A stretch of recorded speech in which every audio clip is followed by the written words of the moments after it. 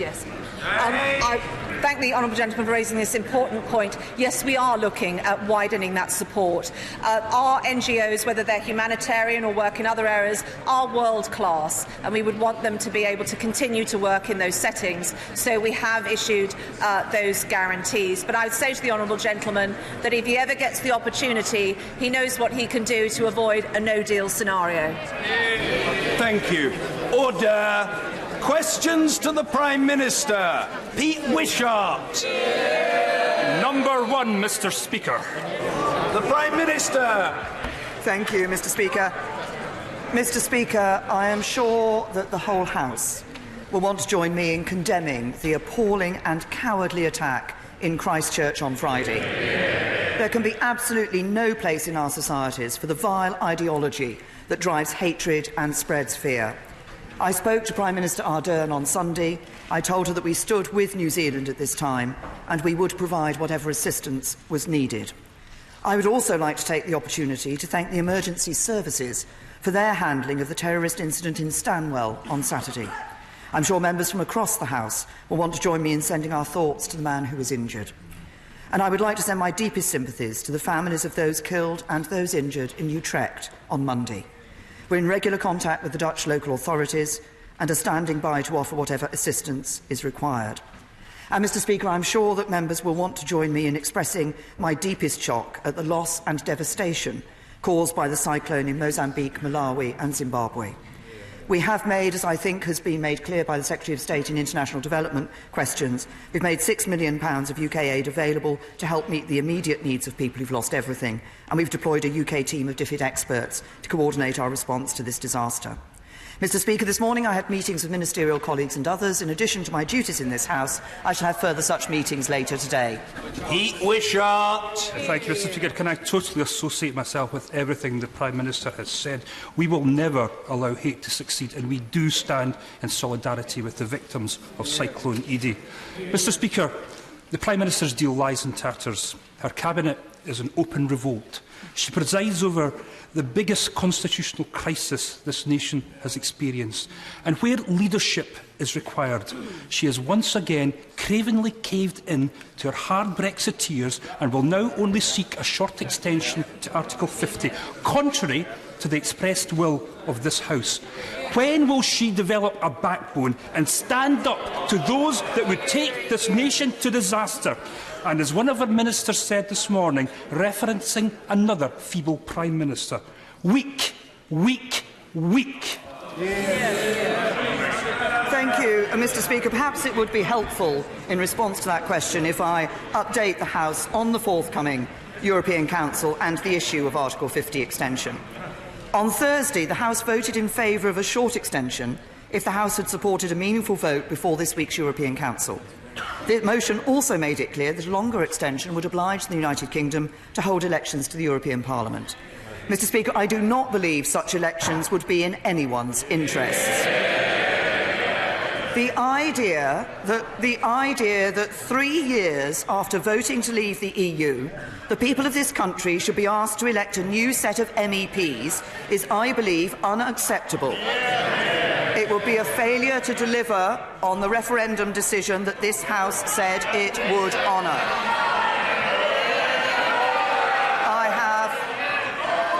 Order. The long way to go, and what the Prime Minister is saying must be heard. The Prime Minister. I have therefore this morning written to President Tusk, the President of the European Council, informing him that the UK seeks an extension to the Article 50 period until the 30th of June. Copies of the letter are being placed in the libraries of the House. The Government intends to bring forward proposals for a third meaningful vote. If that vote is passed, the extension will give the House time to consider the Withdrawal Agreement Bill. If not, the House will have to decide how to proceed. But as Prime Minister, I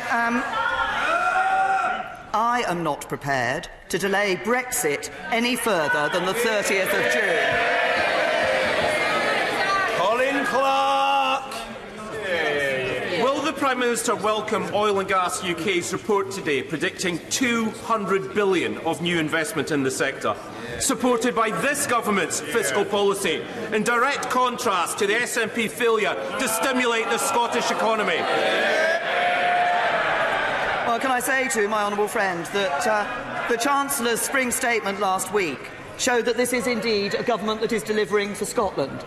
He mentions the issue of fiscal policy and oil and gas. We've also put £260 million for the Borderlands growth deal, £68 million extra in Barnet consequentials for the Scottish Government, £79 million for a new national supercomputer at Edinburgh University. While the SNP is obsessed with independence, it's this Conservative government that is focused on growing Scotland's economy. Jeremy Corbyn! Thank you, Mr. Speaker.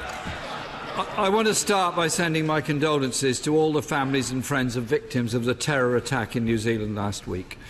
The terrible events in Christchurch should remind us all there is no place for hate, and I pay tribute to the way in which Prime Minister Jacinda Ardern has responded with such dignity and such compassion to this crisis, and I absolutely agree with the comments of the Prime Minister concerning the events at Stanwell and Utrecht. And I'm sure the whole House will join me and her in sending our deepest sympathies to all those who lost their loved ones and homes in the terrible cyclones that have caused devastation in Mozambique, Zimbabwe and Malawi. I support the government in sending £6 million of aid. I hope, if more aid is required, we will be able to respond urgently and generously to any demand for help from people that are so desperately suffering at the present time. Mr. Speaker, we're now in the midst of a full-scale national crisis. Incompetence, failure and intransigence from the Prime Minister and her government have brought us to this point. Parliament has rejected her deal. It's rejected no deal. The Prime Minister now has no plan. In an effort to break the deadlock, I've held meetings with members all across the House, and I'm having further meetings today to find a compromise that supports jobs and living standards. Tomorrow, I'm meeting EU Prime Ministers and officials in Brussels. This, Mr. Speaker, is a national crisis. Will the Prime Minister meet me today to discuss our proposals as a way forward to get out of this crisis? Can I say to the right honourable gentleman, it's a bit rich him standing up and inviting me to meet him when for days and days he refused to meet me. And when for days and days he refused to meet me, and he then refused to allow the shadow Brexit Secretary to have a further meeting with the Chancellor of the Duchy of Lancaster. Of course, I'm always happy to meet members across this House to discuss the issue of Europe, but I do note that opposition party leaders, when they came out from the meeting with the Leader of the Opposition, made it clear that what they didn't want was Brexit. We should be delivering Brexit for the people of this country. Jeremy Corbyn! I'm not sure there was an answer to my question there, actually, Mr. Speaker. I wanted no deal taken off the table. The House has taken no deal off the table. It's time the Prime Minister took no deal off the table. Mr. Speaker, the CBI said the extension vote is a welcome dose of common sense. Put in place a new process, drop the red lines. Every MP must show leadership through compromise. Will the Prime Minister drop the red lines? Is she prepared to compromise to get through this crisis? The right honourable gentleman talks about decisions that have been taken by this House. I'm sure it won't have passed you by, Mr. Speaker, that of course this House has voted on and rejected a second referendum. It has voted on and rejected no deal. It has voted on and rejected Labour's deal. It has voted on and rejected a customs union. And it has voted on and supported leaving with a deal. It's time this Parliament faced the consequences. Jeremy Corbyn! Mr. Speaker, the last time the Prime Minister tried her meaningful vote, she only managed 242 votes, slightly up on the previous attempt, but nevertheless a decisive rejection. Our plan received 296 votes, rather considerably more than that. Mr. Speaker, her government is in chaos. She's ignored the House. ignored trade unions, ignored businesses and ignored the concerns of communities all around the country. She told the House that the EU would only allow an extension of Article 50 if there was a clear purpose. She's travelling to Brussels tomorrow morning to meet the EU summit leaders. What is her clear purpose? I think if the right honourable gentleman had listened to the answer I gave to the first question that was posed in PMQs, he would have heard that. Well, it wasn't clear at all, Mr. Speaker, other than she's going to try again with what we'll now term MV3. Surely, after 2 big rejections by the House, she must have noticed there isn't much support for the deal that she negotiated. So we learned this morning, Mr. Speaker, that she's only going to ask for a short extension, which directly contradicts what the Cabinet Office Minister told the House, saying in the absence of a deal, seeking such a short and critically one-off extension would be downright reckless and completely at odds with the position this House adopted only last night. So who is downright reckless here, Mr. Speaker? The Prime Minister ploughing on with an unachievable, unsupported deal, or others in this House who want to achieve something serious and sensible to prevent the damage to the British economy, jobs and living standards all over this country? The right honourable gentleman talks about trying to achieve something sensible. It's the right honourable gentleman who last week abstained on a vote of a second referendum, despite the fact that it's Labour Party policy, and then had the nerve to stand up in this House and say he reiterated their support for a second referendum. He has no idea what he wants on the future of this issue. He asks about a long extension. He asks about a long extension. I'm opposed to a long extension. I don't want a long extension. Setting aside the issue that a long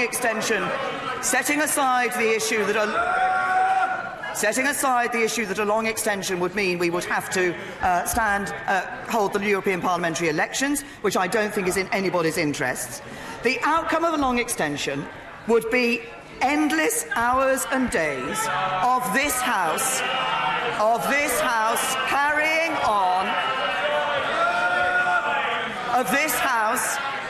on contemplating its navel on Europe and failing to address the issues that matter to our constituents.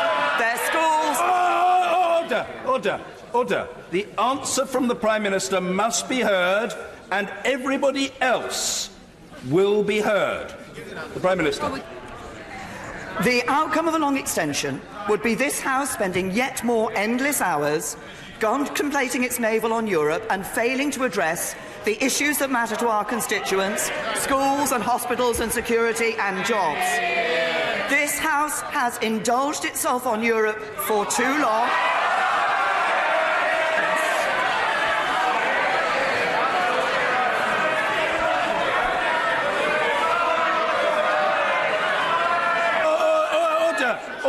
Order. There's a lot of very noisy barracking. Order. The Prime Minister's reply will be heard, and colleagues know that I am happy for the exchanges to take place for as long as is necessary to ensure that they are orderly. The Prime Minister. It's time for this House to determine that it will deliver on Brexit for the British people. That's what the British people deserve. They deserve better than this House has given them so far. Mr. Speaker, to describe the parliamentary process as one of indulgence doesn't show much respect for the democratic process that sent us here in the first place. The House, Mr. Speaker, has twice rejected the Prime Minister's deal. She's trying to come back for another attempt on Monday. Further to your ruling last Monday, she's got to come up with something a bit different than she's come up with so far. So what significant changes will there be, either to the withdrawal agreement or the political declaration, that will even allow the Prime Minister to table it on Monday? The right honourable gentleman talks about respect for democracy. Respect for democracy means that this House should deliver the Brexit that the British people voted for. And the right honourable gentleman now wants to disrespect democracy by holding a second referendum. It is not this government that is being disrespectful of the British people. It is the Right Honourable Gentleman and his Labour Party.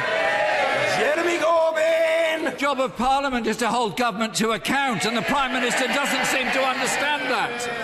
When she was first defeated, she promised legally binding changes.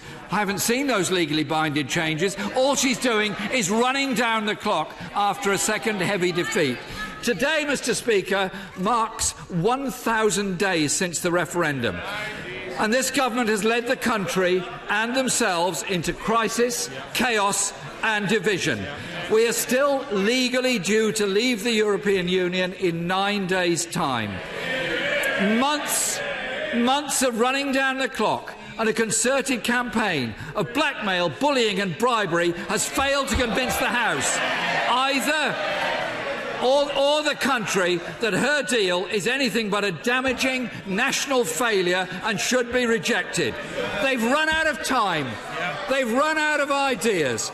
People, Mr. Speaker, all over this country are anxious and frustrated with this government's utter inability to find a way through the crisis.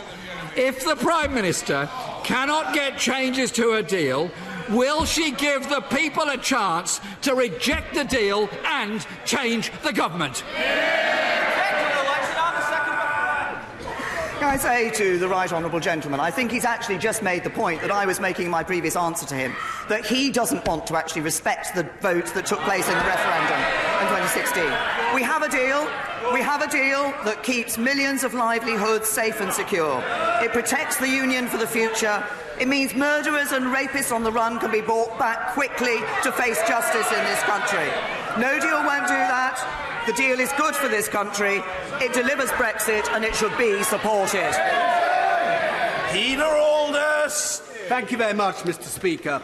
The announcement this week of the closure of Co's Lowestoft shop, following on from those of Beale's, Argos and Body Shop, highlights the challenges that the High Street in Lowestoft currently faces.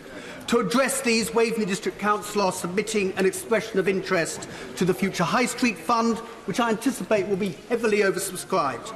I acknowledge the various initiatives the Government have put forward, but can the Prime Minister assure me that a coordinated, sustained and properly resourced approach, working with councils, will be pursued to revitalise our town centres, which are so vital to local communities and economies? Well, first of all, my honourable friend makes an important point about the significance of town centres for our local communities.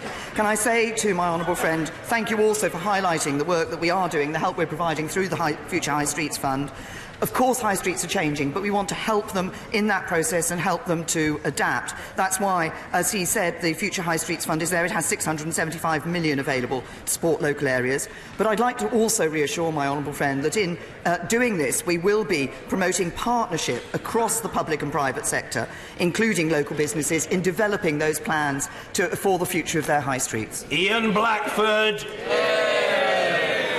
Thank you, Mr. Speaker. And can I associate myself with the remarks of the Prime Minister on the outrage that we all feel from what happened in Christchurch in New Zealand? We must work collectively together to drive hate out of our societies across the globe. And our thoughts are very much with the people of Mozambique, with Zimbabwe and those from Malawi. And we must do all we can to support those in those communities. Mr. Speaker, all our constituents will be watching on at the crisis and chaos that we're in, and we need to reflect on the fact that we are a week away from what is the intended day from leaving the European Union and the responsibilities that we all have. Mr. Speaker, 6 days ago, the Chancellor of the Duchy of Lancaster said, in the absence of a deal, seeking such a short and critically one-off extension would be downright reckless. Downright reckless, Prime Minister. Does she agree with her de facto deputy that her actions this morning are downright reckless? As I have set out clearly for the House in a number of answers that I've now given on this question, I believe this House has a responsibility to deliver on the Brexit people voted for Brexit, we have a responsibility to deliver. I recognise that the Right Honourable Gentleman and his colleagues in the SNP have always taken the position they want to revoke Article 50 and not have Brexit. The Honourable Gentleman shouts correct from a sedentary position. At least that's a firm position, which is different from the Leader of the Opposition, who has continually moved his position on this issue. But I also believe that nearly 3 years on from the vote having taken place to deliver on Brexit for the British people, it is time for this House to face that fact, to face the consequences of its decisions, and to deliver on Brexit for the British people. Order! We can't have people shouting out in the middle of the exchanges. Order! I don't need any help from any member in dealing with these matters, with which I'm very well familiar. The Prime Minister. Grateful to. Has he had two? Yeah, he's had two. Mr. Peter? No, sorry. Mr. Ian Blackford. Thank you, Mr. Speaker. Can I say to the Prime Minister that we need to reflect that her deal had the biggest defeat in parliamentary history. She brought it back. It had the fourth biggest defeat in parliamentary history. Her deal has failed. This House has voted against no deal. Once again, the Prime Minister is acting in her own self-interest, not in the interests of the whole of the UK. The Prime Minister has failed.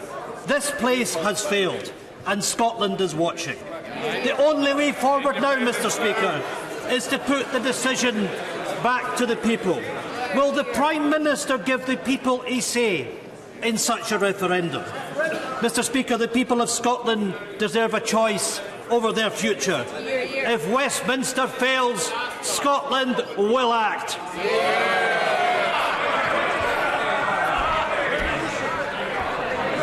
Can I say to the Right Honourable Gentleman that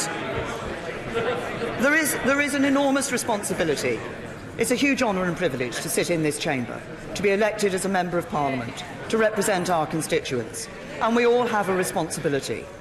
And this Parliament gave the decision to the British people. It took place in a referendum in 2016, and the result of that referendum was that we should leave the European Union. And the result of that referendum was that we should leave the European Union. And I believe, for people to be able to have trust in their politicians and faith in this Parliament, it is imperative that this Parliament delivers on the Brexit that people voted for. Mr. Peter Bone. Mr. Speaker, in June 2016, the country voted to leave the European Union. In February 2017, this House voted by a majority of 384 to trigger Article 50. The Prime Minister in this House has said on 108 times that we will be leaving the European Union on the 29th of March.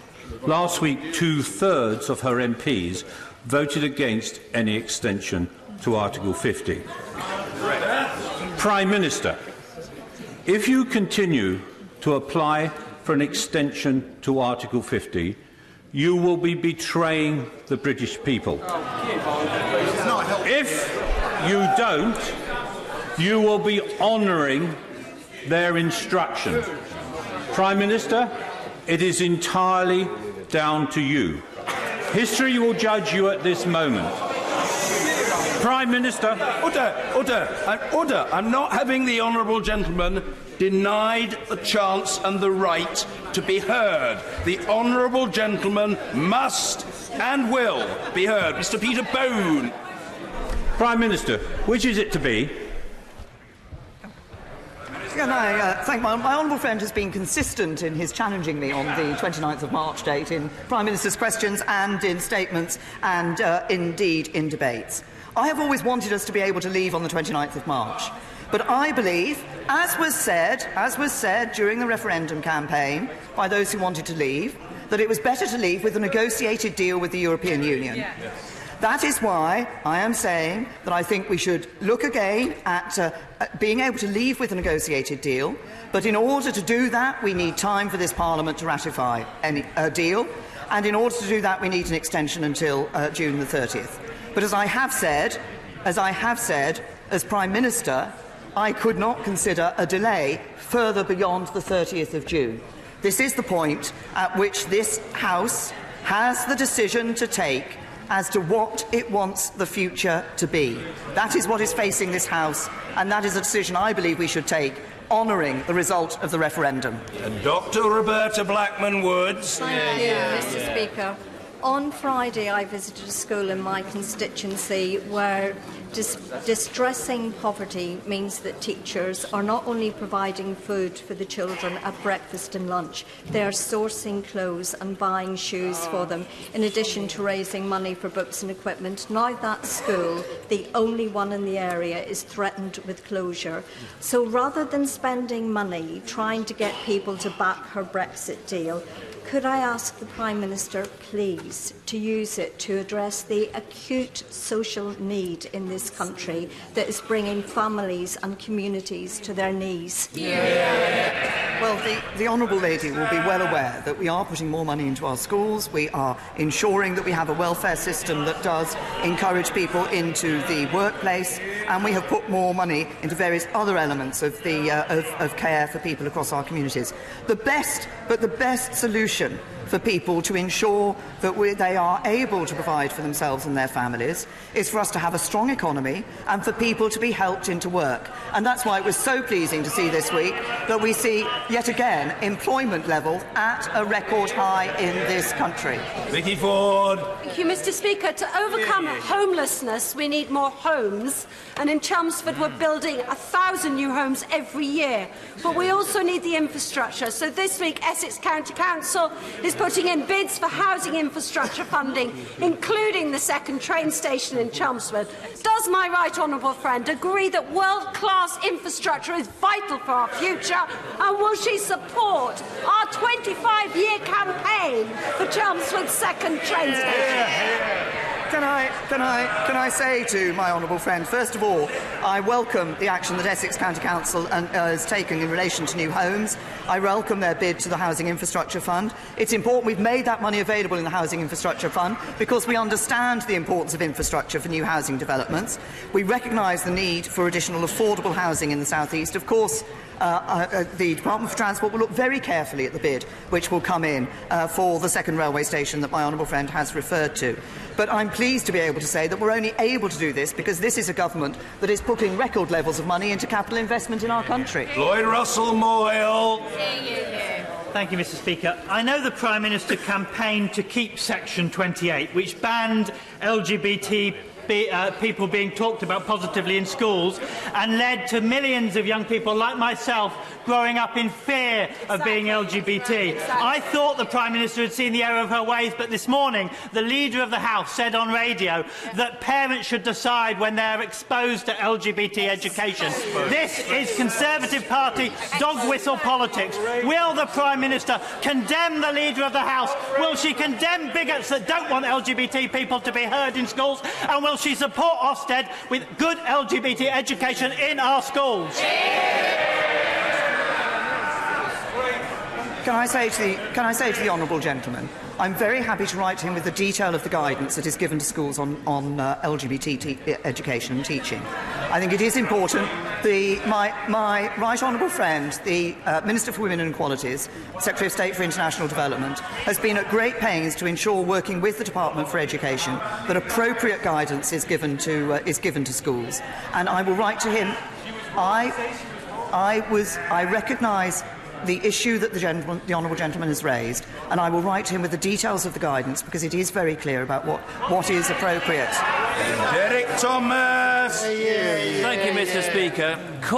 In Cornwall, we want to be as environmentally friendly as possible. In fact, we want to be carbon-free by 2030. For me, this means improving the quality of our homes. It means making use of all forms of renewable energy and ensuring sustainable food production. Will my friend, the Prime Minister, welcome the aspirations of communities like Cornwall, and will her government ensure that robust policies are in place to meet net zero emission commitments more quickly?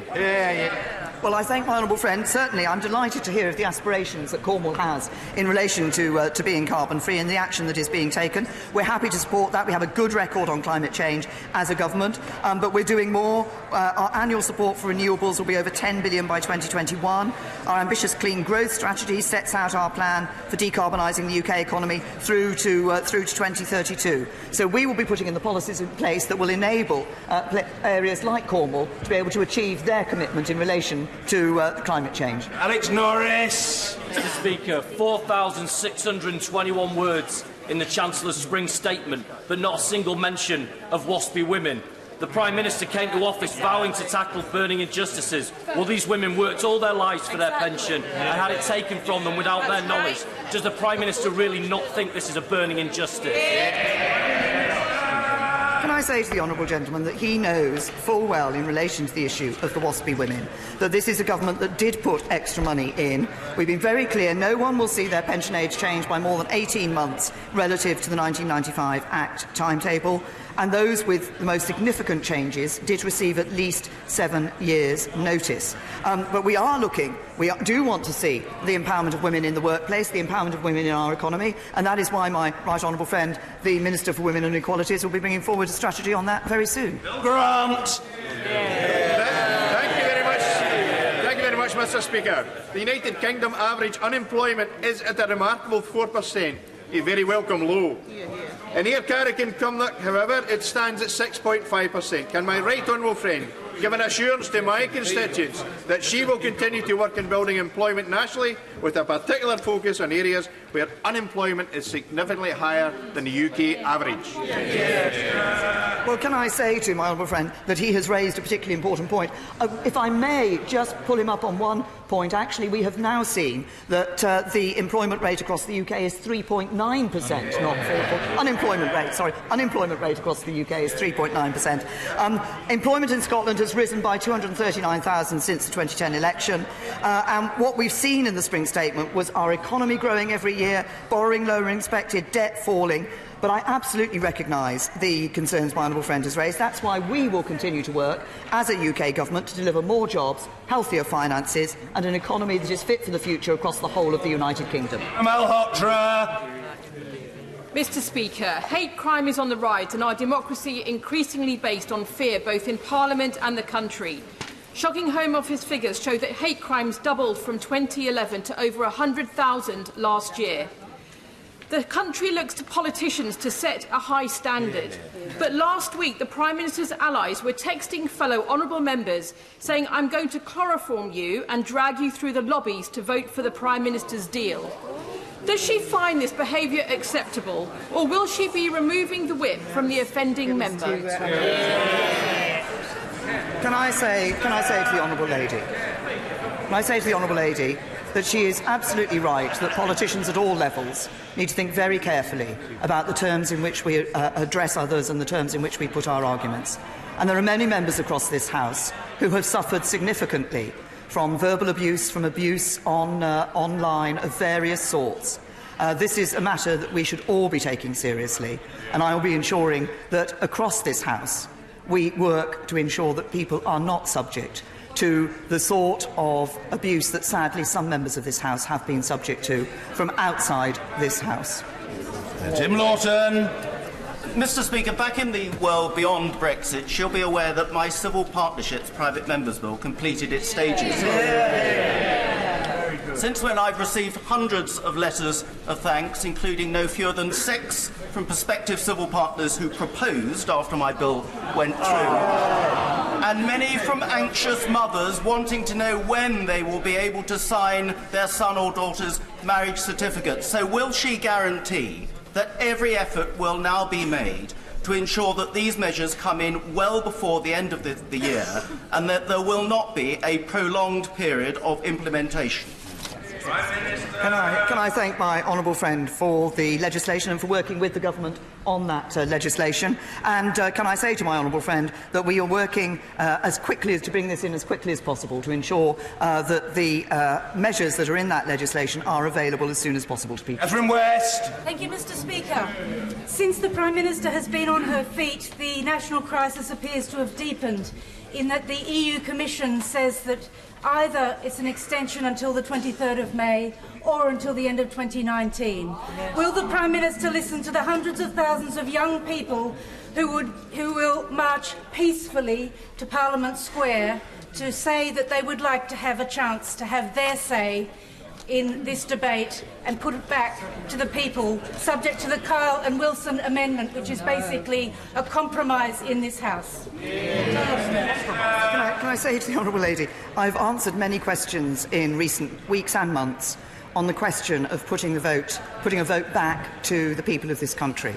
I continue to believe that it is for this House to recognise that, having asked people their view, having heard the view from those people, that we should actually deliver on that view. That is our responsibility. It's about delivering Brexit. Mr. Kenneth Clark. Mr. Speaker, as the Prime Minister says, this House has voted clearly to reject leaving with no deal, and it's voted clearly to seek an extension if her withdrawal agreement cannot get a majority.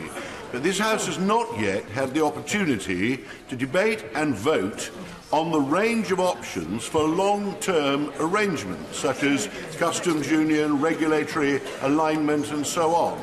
So would she arrange next week for indicative votes finally to be held so we can see where the consensus, where the majority lies, because a short extension of Article 50 will be completely useless if the government goes into it with no idea of what it's going to have the authority to negotiate in the long term.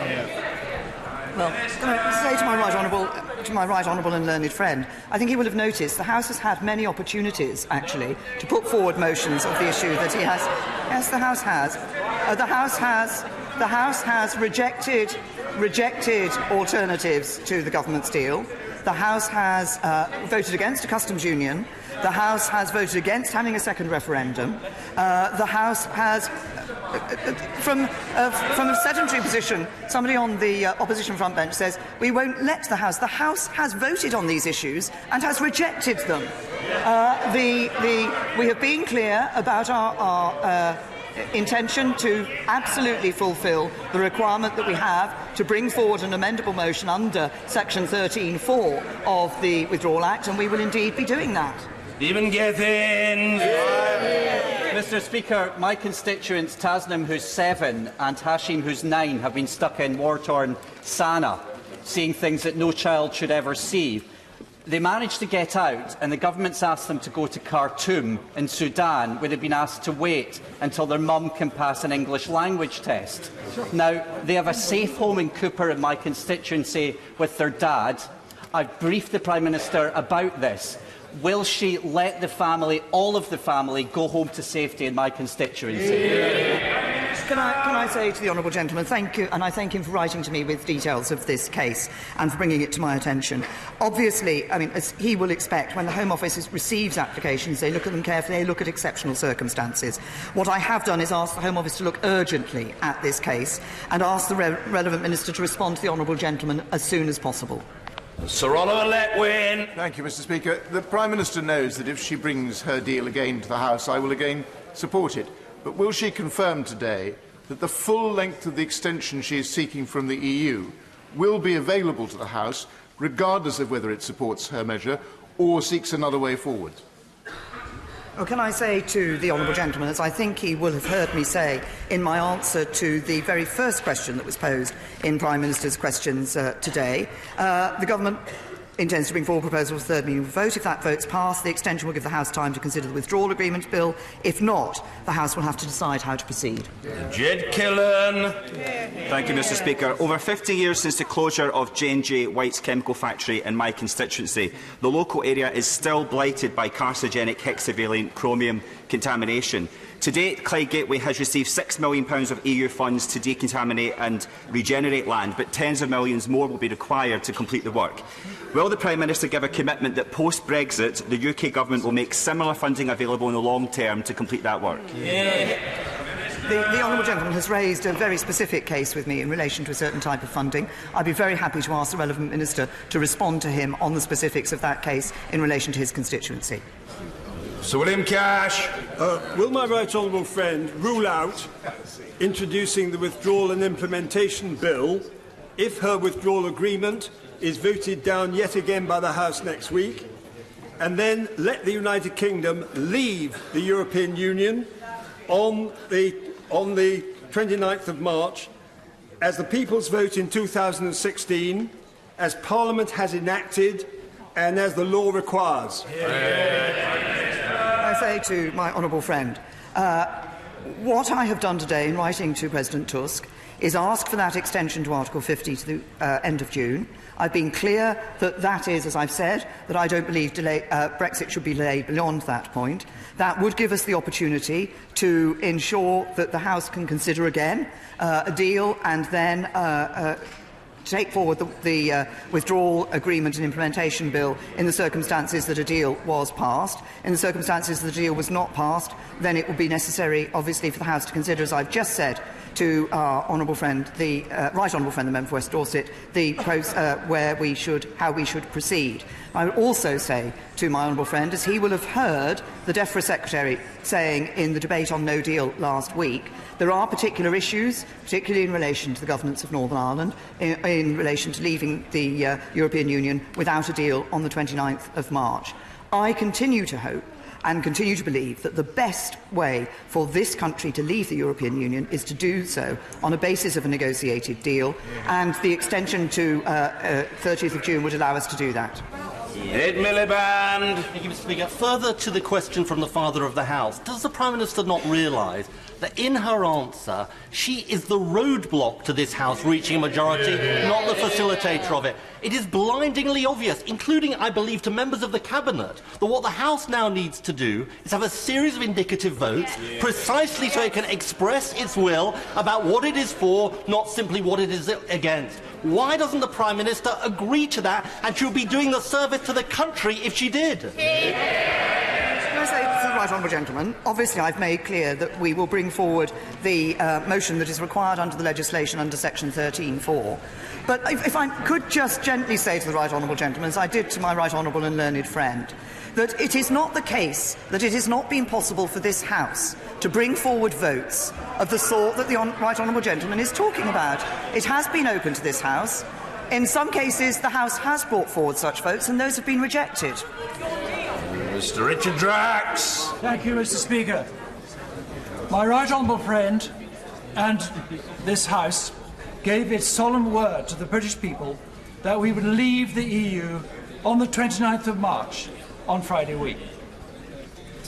If this extension happens, my right honourable friend, what guarantee can you give the British people that at the end of June, if we still do not have a deal, we honour that referendum result and we leave? Can I say to my honourable friend that I made clear in the debate we had, I think in the debate we had, one of the debates last week or the previous week, that if it is the case that there is an extension, this does not actually take no deal off the table. It leaves that as a point at the end of that extension. Now, whether or not we have that extension is not a matter purely for the United Kingdom. It is a matter for the European Union Council. They have, up until now, been very clear, and obviously I wait to see what they say tomorrow, but they have been very clear that any extension could only be if there was a clear purpose for that extension, and that we could not go beyond the date I've suggested without holding European parliamentary elections. I don't believe it's in anybody's interest to hold European parliamentary elections. I believe it is time that we actually delivered on the vote of the British people in 2016, and that's why, as I said earlier, in response to the first question, as Prime Minister, as far as I'm concerned, there would be no delay in delivering Brexit beyond the 30th of June. Anna Seabury. As the Prime Minister has told us, she is today seeking a short and one-off extension to Article 50. Last Thursday, her Deputy Prime Minister told this House at that dispatch box that any such application would be downright reckless and completely at odds with the position that this House adopted only last night. The question is, Prime Minister, what changed? Here, here. Can I say to the Right Honourable Lady, I seem to see a certain similarity between her question and a couple of the questions that came from the official opposition on this issue. But as I said to them, I think we should all remember the responsibility we have in this House to ensure that we deliver Brexit.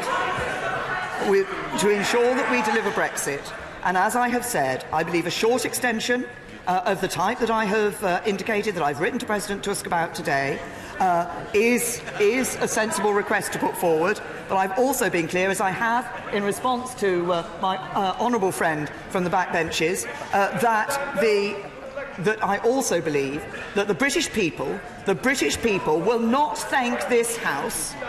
They will not thank this House if we do anything other than deliver Brexit and in a reasonable timetable, and that's by the end of June. Mr. Nicholas Bowles. Thank you, Mr. Speaker, and I'd like to thank my right honourable friend for allowing me to continue to represent the people of Grantham and Stamford from these Conservative benches. On the 26th of February, my right honourable friend said from the dispatch box, and I quote, "If the House votes for an extension, the Government will seek to agree that extension approved by the House with the EU and bring forward the necessary legislation to change the exit date commensurate with that extension. When will she give this House the opportunity to approve her extension request? When will she bring forward the necessary legislation to change the exit date?" Well, the suggestion of the extension to the end of June was, of course, considered by this House last week. It is necessary, before it is possible for that to be confirmed, and the request has gone into the European Union Council, before that request can be confirmed, it is, of course, necessary for the EU Council to agree that extension, because the treaty is clear that an extension can be applied for by the country that is leaving the European Union, but it has to be agreed by all 28 members of the European Union, and that will not be possible until the European Council at the end of this week.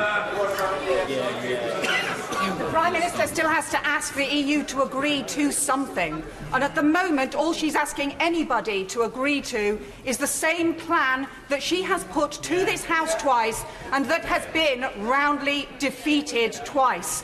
Why will she not just open up, just think again, just allow the indicative votes that others have put forward? Because what she is doing by sticking to this failed plan is deeply dangerous for our country. In the national interest, I beg this Prime Minister to think again. What is first and foremost in the national interest is for this country to leave the European Union, and to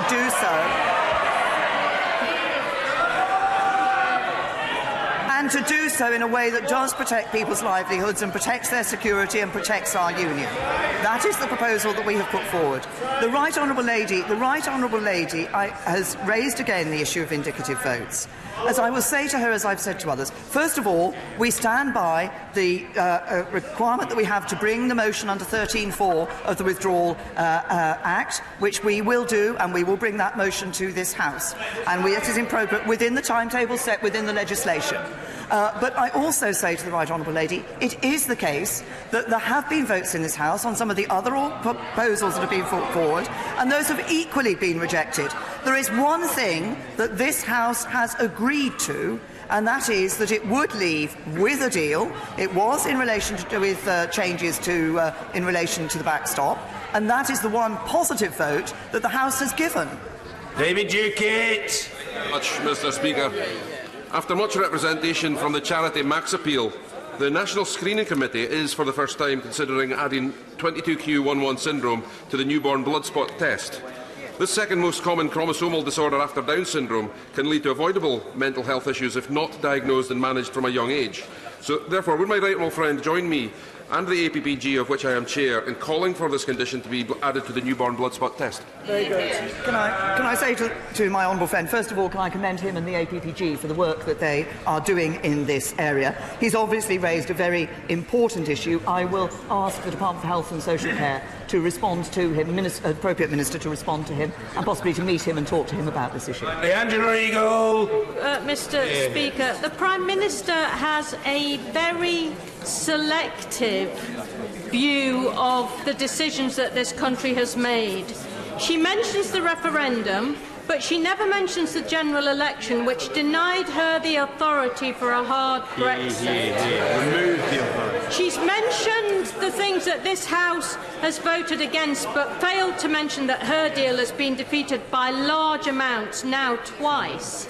And she seems determined to plough on, as if nothing has happened to her deal, and cause a huge crisis. Surely now, Mr. Speaker, the time is for the Prime Minister to recognise that she has to stop banging her head against the brick wall of her defeated deal and reach out across this House in the interest of stability and our democracy, and come to a deal which actually has the support of a majority of this House, rather than kowtowing to her own Brextremists. The point is that so far, apart from saying that it would support leaving with a deal with changes to that deal in relation to the backstop, the House has given no positive vote on what it wants to go forward, and there we are.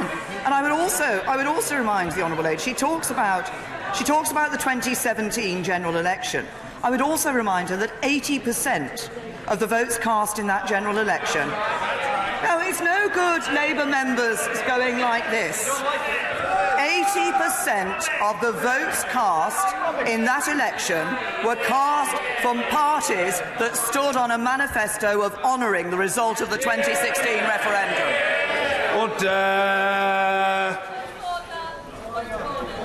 Very well. If it appertains to matters of which the House has just treated, I'm willing to take it now.